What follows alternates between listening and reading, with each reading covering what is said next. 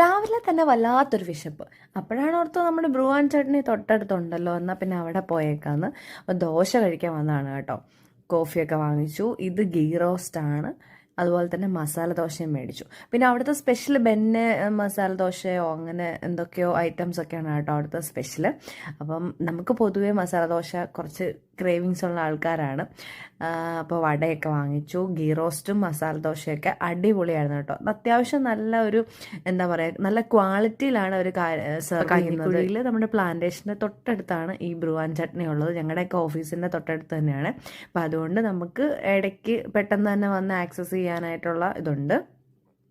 അപ്പോൾ അങ്ങനെ നമ്മൾ അവിടെ നിന്ന് ഫുഡൊക്കെ കഴിച്ചു. അപ്പോൾ രാവിലത്തെ ബ്രേക്ക്ഫാസ്റ്റ് നമ്മൾ ഇത്തവണ ബ്രൂ ആൻഡ് ചട്നിയിലായിരുന്നു. അപ്പോൾ ആർക്കെങ്കിലും ഒന്ന് ട്രൈ ചെയ്ത് നോക്കണമെങ്കിൽ അവിടെ കുറേ വെറൈറ്റീസ് ഒക്കെ ഉണ്ട്. പിന്നെ 109 രൂപയാണ് കേട്ടോ മസാല ദോശയുടെ റേറ്റ്. ഗീ റോസ്റ്റിനാണെങ്കിലും 109 രൂപ തന്നെയാണ് വരുന്നത്.